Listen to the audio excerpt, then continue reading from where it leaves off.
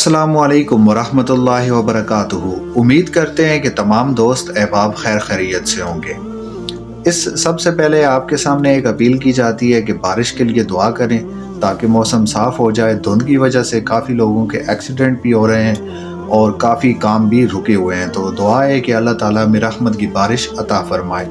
उसके बाद सलामती हो उन आँखों पर जो राह हक़ की मतलाशी रहती हैं, और अल्लाह नूर भर दे उन कानों में जो अहादीस को सुनते हैं, और अल्लाह सलामत रखे उन हाथों को जो अहादीस को फैलाते हैं। तो चलिए वीडियो शुरू करते हैं। इस वीडियो में कुछ मुंतखब अहादीस होंगी जो इंशाल्लाह आपको बहुत पसंद आएगी, और उन अहादीस को अपने दोस्तों और रिश्तेदारों के साथ शेयर कीजिएगा ताकि आपको भी सवाब मिल सके। जज़ाकल्लाह।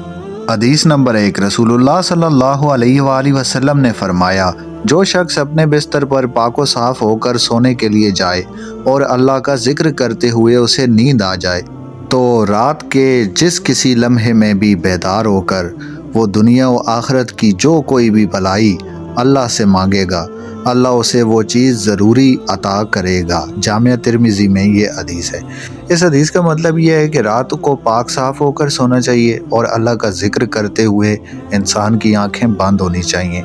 बाज़ लोग रात को कानों में हैंड्स फ्री लगाकर गाने सुनते हैं, जो कि बहुत बुरा अमल है, तो इस अमल से बचना चाहिए, बल्कि सुकून की नींद के लिए अल्लाह ताला का ज़िक्र करना चाहिए।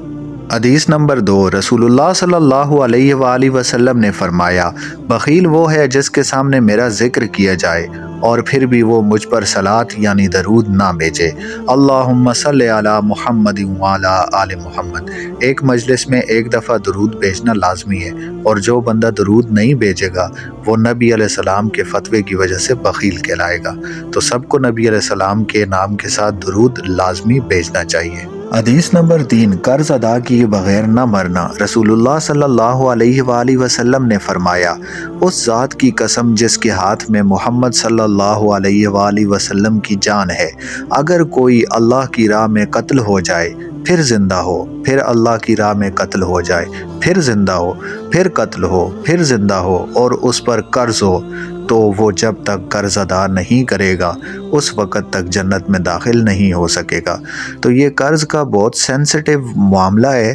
तो अपने जितने भी कर्ज़ के मामलात हैं, इंसान को अपनी ज़िंदगी में और वक्त पर उन्हें निपटाना चाहिए। अगर कर्ज़ आपने 2 महीने पहले लिया है और 2 महीने बाद दे रहे हैं, तो जो पैसे डिवैल्यू हुए हैं वो भी कोशिश करें कि अगले बंदे को ज़्यादा पैसे दें, ताकि जो पैसे डिवैल्यू हुए हैं उनका भी खर्च निकल आए। तो इस तरह अपने कर्ज़ के मामलात को सीधा रखें। ये कोई आसान मामला नहीं है, इस पर जन्नत और जहन्नम का फ़ैसला भी होगा। हदीस नंबर 4, रसूलुल्लाह सल्लल्लाहु अलैहि वसल्लम ने इरशाद फरमाया, कब्रों की ज़ियारत किया करो, तुम्हें आखिरत की याद रहेगी। इस हदीस में हमें नबी अलैहिस्सलाम ने कब्रिस्तान जाने का हुक्म दिया है, ताकि कब्रिस्तान जाकर हम अपनी आखिरत की तैयारी कर सकें, अपनी आखिरत को याद कर सकें, और हमें ये एहसास हो कि कल को हमें भी मरना है और मौत लज़्ज़तों को ख़त्म करने वाली चीज़ है। इस हदीस में ये हुक्म कहीं नहीं है कि कब्रिस्तान जाकर आप लंबी लंबी दुआएं मांगें या आप वहाँ जाकर कुरान ख़ानियाँ करें, ऐसा कोई ज़िक्र नहीं है। आप इंशाल्लाह अपने घर में बैठ के कुरान ख़ानी करें तो मैयत को वहाँ तक सवाब पहुँचा दिया जाएगा। इसके अलावा कब्र पर आप मुजावर बन के नहीं बैठ सकते, फ़िज़िकली आप नहीं बैठ सकते। ये चीज़ें नबी अलैहिस्सलाम ने मना की हैं। कब्रिस्तान में आप हंस नहीं सकते और लतीफ़े और हंसी मजाक नहीं कर सकते।